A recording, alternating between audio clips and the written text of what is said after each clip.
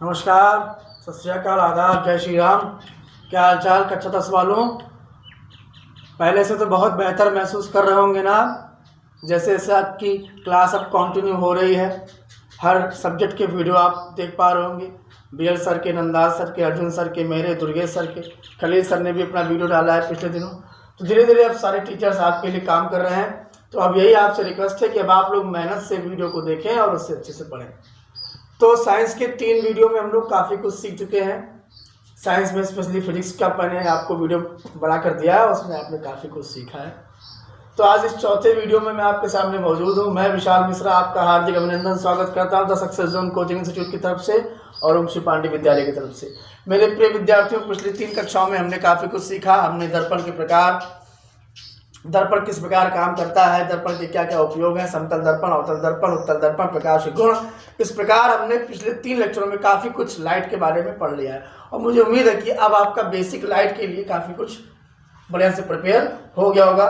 मैंने अभी शायद कल या परसों 23 क्वेश्चन का एक बुकलेट डाला था आपके पास। उम्मीद है कि वो 23 क्वेश्चन भी आपने कर लिए होंगे। आंसर एक आध लोग के आ गए हैं, जैसे कि सविता मौर्य का आंसर मेरे पास आ चुका है, दिव्यांशी का आंसर मेरे पास आ चुका है। 2-3 बच्चियों ने अपने अपने आंसर भेजे हैं। लड़कों से कोई भी रिस्पांस अभी नहीं आ रहा है, बॉयज़ से किसी तरह का कोई रिस्पांस नहीं आ रहा है। तो कृपया करके मेरे यूट्यूब चैनल पर जाएं, चैनल को सब्सक्राइब करें और वीडियो को पढ़ें। सब लोग ध्यान से इसको देखकर नोट्स बनाएं, खासतौर से बॉयज़। चलिए अब आते हैं आज की चौथी क्लास पर। चौथी क्लास को स्टार्ट करने से पहले तीसरी क्लास में मैंने कहाँ पेन लिखा था, ज़रा आपको रिकॉल करा दूँ। मैंने तीसरी क्लास में आपको अवतल दर्पण, उत्तल दर्पण और समतल दर्पण के बारे में बताया था और ये कहा था कि अब हम लोग आगे दर्पण से जुड़ी हुई कुछ महत्वपूर्ण परिभाषाओं पर विचार विमर्श करेंगे। तो वही परिभाषाएं आज लेकर मैं आपके सामने मौजूद हूँ। आज मैं आपको 8 परिभाषाएं बताऊंगा। 8 परिभाषाओं को डायग्राम के माध्यम से बताऊंगा। फोकस, दूरी और वक्रता त्रिज्या में क्या संबंध होता है उस संबंध को बताऊंगा और संबंध बताकर आज मैं अपने वीडियो को समाप्त करूंगा। आज का वीडियो ज़्यादा लंबा नहीं होगा, शायद 20 या 25 मिनट का वीडियो होगा, उसे आप ध्यान से देखें। चलिए, तो यहाँ लिखा हुआ है गोलीय दर्पण से संबंधित कुछ परिभाषाएं। Definition related with spherical mirrors. मेरे प्रिय विद्यार्थियों, गोलीय दर्पण मैंने आपको बता चुका है कि गोलीय दर्पण हमारा 2 प्रकार से होता है। एक होता है अवतल दर्पण और एक होता है उत्तल दर्पण। तो अवतल दर्पण और उत्तल दर्पण को मैंने आपको बताया था कि एक ऐसा दर्पण जिसमें पॉलिश अंदर की तरफ हो, एक ऐसा दर्पण जिसमें पॉलिश अंदर की तरफ हो और परावर्तन बाहर से हो, उसे बोलते हैं उत्तल दर्पण। और एक ऐसा दर्पण जिसमें पॉलिश बाहर की तरफ हो और परावर्तन अंदर से हो, उसे बोलते हैं हम लोग अवतल दर्पण। तो उम्मीद है कि अवतल दर्पण और उत्तल दर्पण को आपने बढ़िया से प्रिपेयर किया होगा। अब चलिए ज़रा फोकस करते हैं। जिसको भी नहीं क्लियर हो रहा है मैं एक बार और बता देता हूँ। ये अगर आप यहाँ पॉलिश करते हैं, बाहर पॉलिश करते हैं, अगर आपने पॉलिश बाहर की तो जो प्रकाश का परावर्तन होगा वो कहाँ से होगा? अंदर से होगा। तो ये जो आपका दर्पण होगा ये आपका हो गया अवतल दर्पण, कॉनकेव मिरर। चलिए आगे आइए। और अगर आपने यही दर्पण ऐसे लिया और इस बार पॉलिश आपने अंदर कर दिया, जब आप अंदर पॉलिश करेंगे तो प्रकाश का परावर्तन कहाँ से होगा? यहीं बाहर से तो होगा। तो इस प्रकार का जो आपका दर्पण होगा ये हमारा हो गया उत्तल दर्पण, कॉन्वेक्स मिरर। चलिए मेरे प्यारे भाइयों बहनों, आगे हम लोग चर्चा करते हैं 8 परिभाषाओं पर। सबसे पहले आपका दर्पण का द्वारक, इसे इंग्लिश में बोलते हैं aperture of mirror. Aperture of mirror, दर्पण का द्वारक क्या है, जरा आप ध्यान दें। मैंने इस डेफिनेशन को बताने के लिए अवतल दर्पण की सहायता ली है। हालांकि आप उत्तल दर्पण की भी सहायता ले सकते हैं, लेकिन मैंने अवतल दर्पण लिया है, आप उत्तल दर्पण ले सकते हैं, कोई दिक्कत नहीं है। तो चलिए अवतल दर्पण को बेस मान के परिभाषाओं को समझना शुरू करते हैं। चलिए सबसे पहला आपका है दर्पण का द्वारक। आपने ये एक कांच का खोखला गोला से वक्राकार नुमा आकृति काट के इसके बाहर आपने रेड आयरन ऑक्साइड की पॉलिश कर दी। जैसे आपने पॉलिश करी तो ये आपका बन गया कॉनकेव मिरर, ये बन गया आपका अवतल दर्पण। मेरे प्रिय विद्यार्थियों, ये आपका अवतल दर्पण बन गया। ध्यान रखिएगा मेरे प्रिय विद्यार्थियों, अवतल दर्पण में पॉलिश बाहर की तरफ और परावर्तन कहाँ से होता है? अंदर से। पॉलिश बाहर से, परावर्तन अंदर से। है क्लियर? चलिए अब हम लोग डेफिनेशन पे चलते हैं। दर्पण का द्वारक, मेरे प्रिय विद्यार्थियों, अभी आपने क्या देखा कि ये हमने अवतल दर्पण बनाया कि नहीं बनाया? आप इसको नाम दे दो, ये M1 नाम दे दिए और ये क्या नाम दे दिए, M2 नाम दे दिए। है क्लियर? तो मेरे प्रिय विद्यार्थियों सभी लोग जरा गौरपूर्वक बताएं भाई, अगर प्रकाश की किरणें जाएंगी तो यहाँ से, यहाँ से, यहाँ से, यहाँ से, यहाँ से, यहाँ से, क्या यहाँ से जाएगी? क्यों? क्योंकि यहाँ से नहीं जा पाएगी। क्यों? जाने को तो चली जाएगी, लेकिन आगे क्या कोई दर्पण रही है तो परावर्तन तो होगा नहीं, प्रकाश किरण बिल्कुल सीधा निकल जाएगी। तो दिमाग में क्या आया हमारे, पहली डेफिनेशन के लिए क्या आया दर्पण के द्वारा, क्या कि जिस भाग से प्रकाश किरणें किसी दर्पण में प्रवेश करती हैं, जिस भाग से प्रकाश किरणें किसी दर्पण में प्रवेश करती हैं वह दर्पण का द्वारक कहलाता है, वह दर्पण का द्वारक कहलाता है। दिए गए चित्र में M1 M2, दिए गए चित्र में जो है M1 M2 हमारा है बेटा, ये हमारा क्या हो गया, दर्पण का द्वारक हो गया। अब आगे चलते हैं, पहली डेफिनेशन तो क्लियर हो गई। दूसरे की बात करते हैं, दर्पण का परावर्तक। परावर्तक का तात्पर्य क्या होता है? परावर्तक का तात्पर्य ये होता है कि वह भाग जहां पर प्रकाश पड़े और पड़ने के पश्चात उसका परावर्तन हो जाए, वो प्रकाश लौट जाए, वही तल हमारा होता है परावर्तक। तो दर्पण का परावर्तक क्या होता है? वह तल, या ये बोल सकते हैं दर्पण का वह तल, दर्पण का वह तल जिस पे प्रकाश पड़ने के पश्चात, दर्पण का वह तल जिस पे प्रकाश पड़ने के पश्चात उसका परावर्तन हो जाए, दर्पण का वह तल जिस पे प्रकाश पड़ने के पश्चात, दर्पण का जिस पर प्रकाश पड़ने के पश्चात प्रकाश का परावर्तन हो जाए, ऐसे तल को दर्पण का परावर्तक तल कहते हैं। ऐसे तल को दर्पण का परावर्तक तल कहते हैं। इसे बोलते हैं reflected plane of mirror. Reflected plane of mirror क्या होता है कि जिस प्लेन से लाइट रिफ्लेक्ट कर जाती है वो पूरा प्लेन आपका होता है रिफ्लेक्टेड प्लेन ऑफ मिरर। मेरे प्यारे बच्चों क्लियर हो रहा होगा। अगर आपको जरा सी भी समस्या आ रही है, कोई भी दिक्कत आ रही, तुरंत आप जाइए कमेंट बॉक्स पे कमेंट लिखिए, आपको आपका आंसर मिल जाएगा। अब बच्चे आगे आता है दर्पण का ध्रुव। मेरे प्रिय विद्यार्थियों अगर हम लोग दर्पण के ध्रुव की बात करें तो ध्रुव मतलब होता है पोल, POLE पोल, जिसे शिरा भी बोलते हैं। अगर मैं आपके सामने ये एक दर्पण बना दूं, अगर मैं आपके सामने ये एक दर्पण बना दूं और यहाँ पे मैंने ये पॉलिश कर दिया, तो मेरे प्रिय विद्यार्थियों पॉलिश करने के बाद अगर आप देखेंगे ये M1 है, ये M2 है, ये दर्पण इतना बड़ा है, अगर इस दर्पण के मध्य बिंदु को हम देखें तो ये कहीं यहाँ कहीं आएगा, उसे हमने P बोल दिया।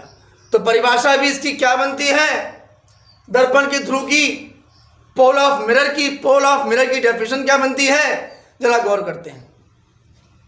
दर्पण के परावर्तक तल के मध्य बिंदु को, दर्पण के परावर्तक तल के मध्य बिंदु को, मेरी बात फिर से सुने, दर्पण के परावर्तक तल के मध्य बिंदु को दर्पण का ध्रुव कहते हैं।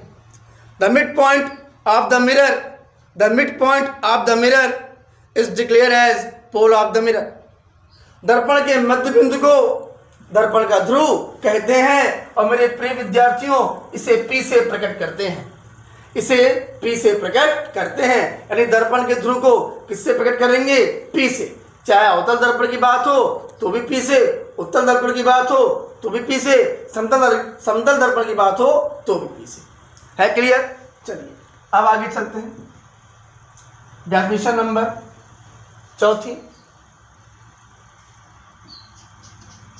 वक्रता केंद्र की बात करते हैं कि वक्रता केंद्र क्या होता है, सेंटर ऑफ कर्वेचर क्या होता है।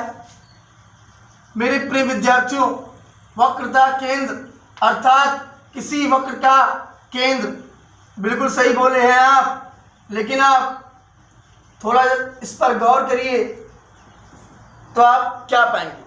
आखिरकार हमें दर्पण प्राप्त कहाँ से होते हैं, हमें गोली दर्पण कहाँ से प्राप्त होते हैं। अगर ये प्रश्न हमसे पूछा जाए तो कांच के एक खोखले गोले से। हमें ये गोली दर्पण जब कांच के एक खोखले गोले से प्राप्त होते हैं तो इस दर्पण की अर्थात इस वक्रता केंद्र की अगर हम डेफिनेशन बताएंगे तो भी उस कांच के खोखले गोले से ही बताएंगे। तो क्या, तो उसकी डेफिनेशन क्या बोलेंगे वक्रता केंद्र की, ध्यान से सुनिए। दर्पण जिस खोखले गोले से काटा जाता है, गोलीय दर्पण जिस खोखले गोले से काटा जाता है, फिर सुन लीजिए, गोलीय दर्पण जिस खोखले गोले से काटा जाता है, उस खोखले गोले का केंद्र ही दर्पण का वक्रता केंद्र कहलाता है।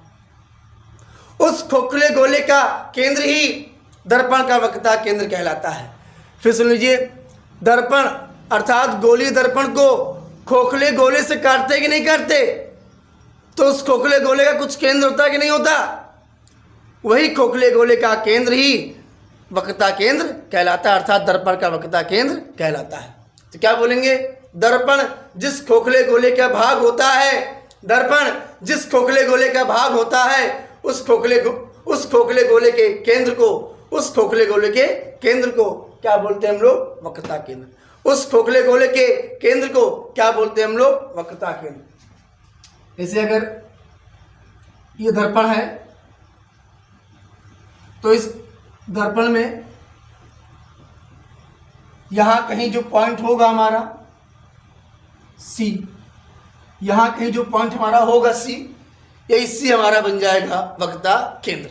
है क्लियर? ध्यान रखिएगा मेरे प्रिय विद्यार्थियों, कभी भूलिएगा नहीं, ये पी क्या है, पोल है, मतलब ध्रुव है, और ये सी क्या है, वक्रता केंद्र। उम्मीद करता हूं कि यहां तक आपको बेहतर समझ में आया होगा। अब नेक्स्ट पढ़ाते हैं वक्रता त्रिज्या।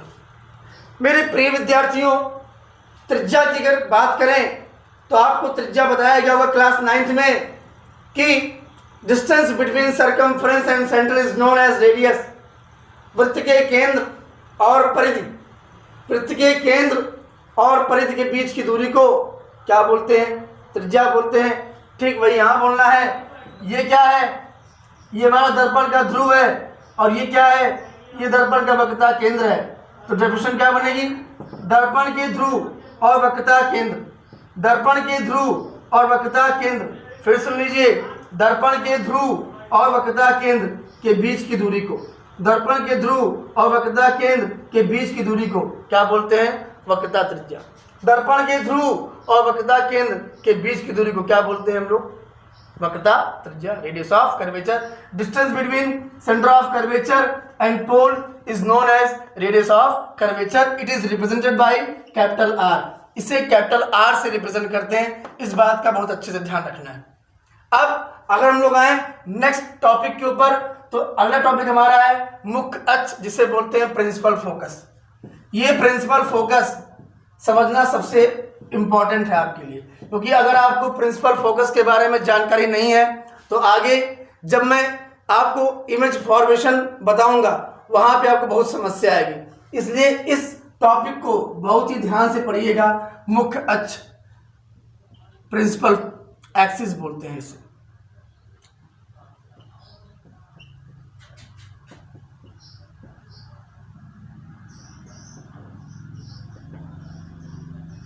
Principal axis. एक्सिस की बात करें, अगर एक्सिस की बात करें तो एक्सिस कितने होते हैं, हमारे ग्राफ पेपर पर एक्सिस केवल 2 होते हैं, एक्स एक्सिस और वाई एक्सिस। एक्स के अपोजिट अगर आप जाएंगे तो आपको एक्स डैश मिलेगा, वाई के अपोजिट आप आएंगे तो वाई डैश मिलेगा। बट अगर आपके पास कोई 3D ऑब्जेक्ट है, सपोज फुटबॉल है, बॉल है, संतरा है, क्यूब है, क्यूबाइड है, डाइस है, अगर इस तरीके के ऑब्जेक्ट आपके पास हैं, मान लीजिए मार्कर ही, तो जितने भी आपके 3D ऑब्जेक्ट होते हैं, सभी 3D ऑब्जेक्ट्स में 3 एक्सिस होते हैं, X axis, Y axis and Z axis. लेकिन वो एक्सिस और ये एक्सिस जमीन आसमान का अंतर है। बस फिजिक्स में आने की वजह से इसको प्रिंसिपल एक्सिस बोल दिया गया। रोल इसका थोड़ा मैथ जैसा ही है, लेकिन अंतर फिर भी है। अब समझिए, जैसे ये आपके पास कोई दर्पण है, मान लीजिए अवतल दर्पण है। अब इस अवतल दर्पण में आपने ये M1 M2 क्या बताया, अपर्चर ऑफ मिरर बता दिया, दर्पण का द्वारक बोल दिया। ये P आपने क्या बोल दिया, पोल ऑफ द मिरर बोल दिया, दर्पण का ध्रुव बोल दिया। ये CP अगर आप बात करें, C से लेकर P तक ये सेंटर, ये CP आपका क्या हुआ, रेडियस हुआ। अब ये बताओ, क्या हर बार अपने ऑब्जेक्ट को आप सेंटर के अंदर रखोगे, ऐसा जरूरी नहीं। क्या सेंटर पर रखोगे, ऐसा भी जरूरी नहीं है। मान लो हमने यहाँ रखा आपने दर्पण को, और ये 1 बिगहा दूर यहाँ कहीं ले जाके अपने ऑब्जेक्ट को रख लिया, तब यहाँ से डिस्टेंस, ये डिस्टेंस काफ़ी लंबी हो जाएगी। अगर आप सेंटर पर रखते तो ये आपका सीपी होता, आप रेडियस ऑफ कर्वेचर बोल सकते थे। लेकिन आपने क्या किया, आपने इसी सेंटर के सिधाने पे एक लाइन लेके लंबी सी यहाँ पे, और आपने अपने ऑब्जेक्ट को यहाँ रख लिया। अगर आप ध्यान से देखें तो ये रखा हुआ ऑब्जेक्ट इसके सामने ही रखा हुआ है, इसी के समकक्ष रखा हुआ है। लेकिन अब सीधी सी बात यह है कि यहां से यहां तक की जो लाइन होती है, इस पूरी लाइन को मुख्य अक्ष बोलते हैं। आप यहां तक बढ़ा दो तो भी ये मुख्य अक्ष होगा, आप और बढ़ा दो तो भी ये मुख्य अक्ष ही होगा। तो इसकी डेफिनेशन क्या बना है, ऐसे एग्जाम में लिखेंगे बढ़ाते जाओ मुख्य अक्ष बन जाएगा, नहीं। आप इसको समझिए, क्या समझेंगे, इसकी डेफिनेशन के लिए क्या बोलेंगे, दर्पण के ध्रुव, सुने बहुत ध्यान से, दर्पण के ध्रुव और वक्रता केंद्र, दर्पण के ध्रुव और वक्रता केंद्र को मिलाने वाली एक सीधी सरल रेखा को, मिलाने वाली एक सीधी सरल रेखा को, ध्यान रहे रेखा खंड नहीं, मिलाने वाली एक सीधी सरल रेखा को क्या बोलते हैं, उस दर्पण का मुख्य अक्ष बोलते हैं। और उसी सरल रेखा पर आप अपने ऑब्जेक्ट को रखते हैं। मान लीजिए आपके पास ये एक दर्पण है, मैंने बोला इस दर्पण से 200 सेंटीमीटर की दूर पर आप अपने ऑब्जेक्ट को रखिए, तब हमको प्रतिबिंब बनाइए। तो ये बताओ, अगर हम मान लेते हैं कि हमारे पास इतना बड़ा खोखला गोला था, हमने इसको काट के दर्पण बना लिया। अगर इसका रेडियस हम निकालेंगे, बहुत निकालेंगे, तो रेडियस कितना आएगा, 3, यानी इसका सेंटर ऑफ कर्वेचर कितना आ गया, 3 आ गया।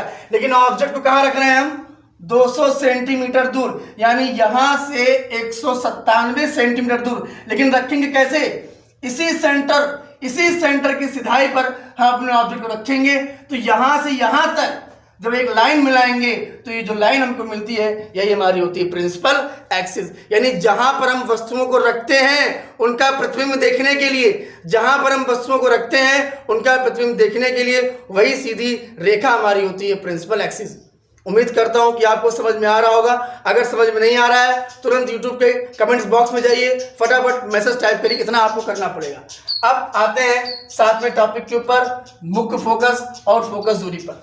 अगर आपको मुख्य फोकस समझ में आ गया तो आपको फोकस दूरी समझ में आ जाएगी, और अगर फोकस दूरी समझ में आ गई तो ये पूरा लाइट चैप्टर ही समझ में आ जाएगा। तो आप समझ रहे हो कि अब आपको मुख्य फोकस पर बहुत ज़्यादा फोकस करना है।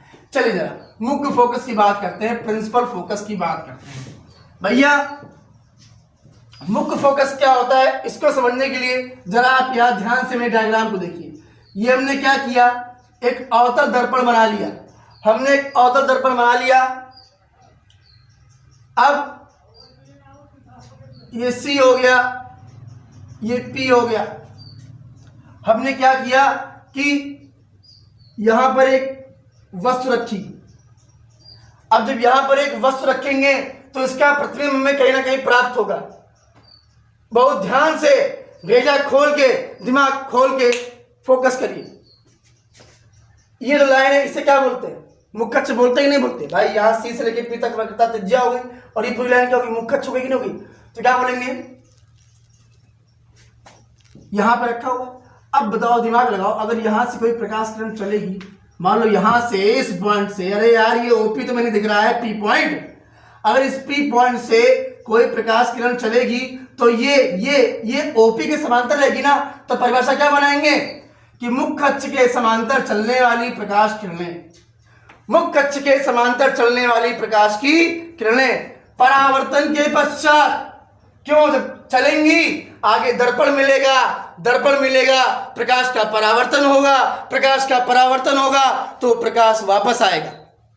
तो डेफिनेशन क्या बनती है कि मुख्य अक्ष के समांतर चलने वाली प्रकाश किरणें, मुख्य अक्ष के समांतर चलने वाली प्रकाश किरणें परावर्तन के पश्चात मुख्य अक्ष के जिस एक बिंदु से होकर जाती हैं, मुख्य अक्ष के जिस एक बिंदु से होकर जाती हैं उस बिंदु को बोलते हैं हम लोग मुख्य फोकस। फिर सुन लीजिए, मुख्य अक्ष के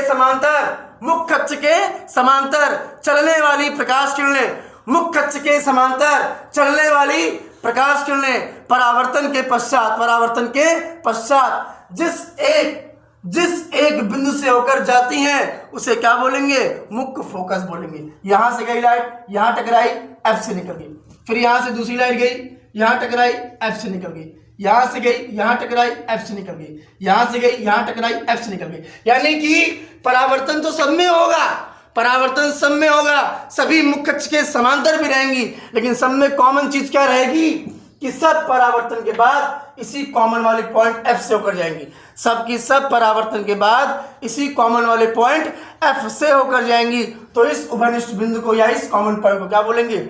मुख्य फोकस बोलेंगे। फिर सुन लीजिए, मुख्य अक्ष के समांतर चलने वाली प्रकाश किरणें परावर्तन के पश्चात मुख्य अक्ष के जिस एक उभयनिष्ठ बिंदु से होकर गुजरती हैं उसे बोलते हैं मुख्य फोकस। फिर सुन लीजिए, मुख्य अक्ष के समांतर चलने वाली प्रकाश की किरणें परावर्तन के पश्चात मुख्य अक्ष के जिस एक उभयनिष्ठ बिंदु से होकर गुजरती हैं उसे क्या बोलते हैं? मुख्य फोकस। उसे क्या बोलते हैं? मुख्य फोकस। कोई दिक्कत भैया? कोई समस्या?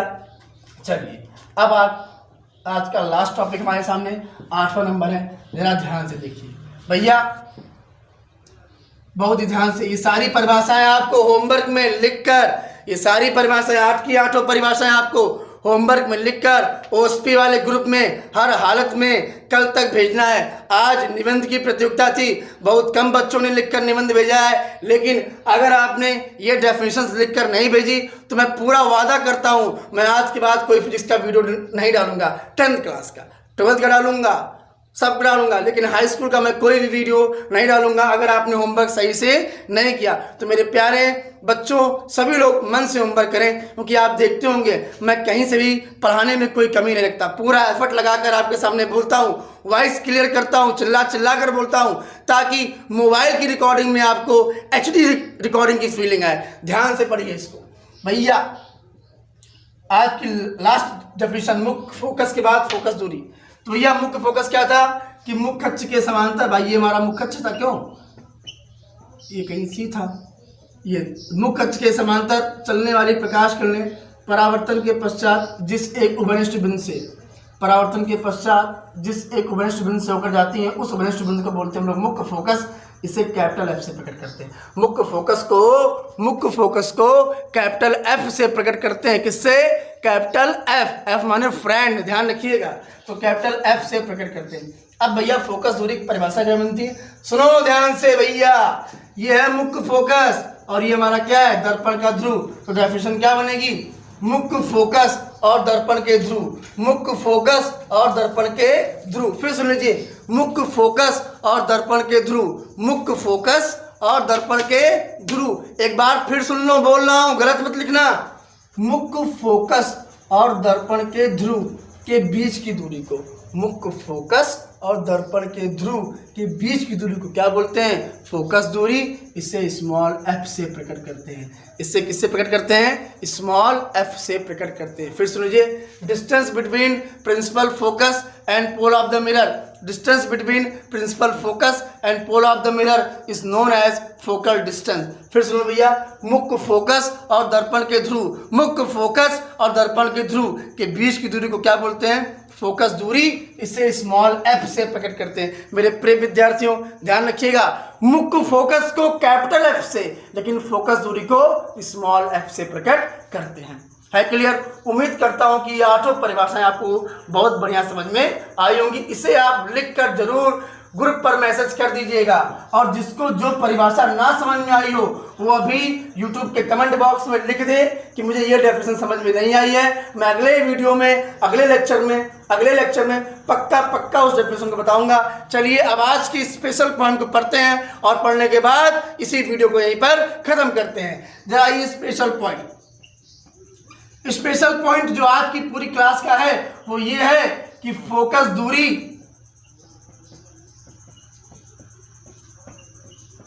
व वक्रता त्रिज्या। बेटा मुख्य फोकस को कैपिटल F से और फोकस दूरी को स्मॉल f से, वक्रता त्रिज्या को कैपिटल R से। तो यही बोल रहा है हमसे कि फोकस दूरी और वक्रता त्रिज्या में एक संबंध होता है। फोकस दूरी और वक्रता त्रिज्या में एक संबंध होता है। Relation between radius of curvature and focal distance एक बहुत इंपॉर्टेंट रिलेशन है, उसको आप दिमाग में रखिए। और वो रिलेशन क्या होता है भैया? वो रिलेशन क्या होता है? F बराबर R/2। क्या होता है भैया? F बराबर R/2। F बराबर R/2 अर्थात फोकस दूरी बराबर वक्रता त्रिज्या बटे 2। फोकस दूरी बराबर वक्रता त्रिज्या बटे 2 अर्थात वक्रता त्रिज्या का आधा ही, वक्रता त्रिज्या का आधा ही फोकस दूरी कहलाता है। मेरे प्रिय विद्यार्थियों ध्यान से सुने, वक्रता त्रिज्या का आधा ही फोकस दूरी कहलाता है। अगर आप तिरछा गुणा कर दें तो R बराबर आ जाएगा 2F। तो एक और संबंध आप यहां से बोल सकते हो क्या कि फोकस दूरी का दुगना, फोकस दूरी का दुगना वक्रता त्रिज्या होता है। फोकस दूरी का दुगना वक्रता त्रिज्या होता है, परंतु वक्रता त्रिज्या का आधा, परंतु वक्रता त्रिज्या का आधा फोकस दूरी होता है। फोकस दूरी को स्मॉल एफ से और वक्रता त्रिज्या को कैपिटल आर से। है क्लियर? अब बहुत से बच्चे दिमाग लगा रहे होंगे कि ये कैसे होता है, F बराबर R/2 कहाँ से आया? कोई नियम है, कोई सूत्र है? हाँ भैया ये सूत्र है और इसका पूरा प्रूविंग है। अवतल दर्पण के लिए भी F बराबर R/2 सही होगा, उत्तल दर्पण के लिए भी F बराबर R/2 सही होगा। तो ध्यान रखो F बराबर R/2 ये एक ज्योमेट्रिकल प्रूविंग है, रेखा गणित के माध्यम से इसको सत्यापित किया जाता है। तो इसलिए इस दोनों यानी F बराबर R/2 अवतल दर्पण के लिए भी प्रूव होता है और उत्तल दर्पण के लिए भी प्रूव होता है। लेकिन इस क्लास में मैं नहीं प्रूव करूंगा, इसे मैं अपने अगले वीडियो में जरूर आपको प्रूव करके दिखाऊंगा। ध्यान रखिएगा, अगर आप चाहते हैं कि आपको अगला वीडियो F बराबर R/2 का समझ में आए तो मेरे प्यारे विद्यार्थियों आप लोग एकांतर कोण, बहिष्कोण, सुन लीजिए, एकांतर कोण, बहिष्कोण और शीर्षाभिमुख कोण, alternative angle, exterior angle and vertically opposite angle, ये 3 एंगल अच्छे से पढ़कर आइए। एकांतर कोण, बहिष्कोण और शीर्षाभिमुख कोण। अगर आप इतना पढ़कर आएंगे 3 कोण तो नेक्स्ट वाले टॉपिक में आपको F बराबर R/2 का निगमन जरूर समझ में आएगा। आज की क्लास के लिए इतना ही। उम्मीद करता हूँ कि आपको ये वीडियो बहुत एनर्जेटिक और बहुत अच्छा लगा होगा। अपने माँ बाप का सम्मान करें, लॉकडाउन का पालन करें। मिलते हैं अगले क्लास में। देखना ना भूलिए दशरथ मिश्रा शो और यूट्यूब पर चैनल जरूर सब्सक्राइब करिएगा और बेल आइकन भी दबाइएगा। धन्यवाद।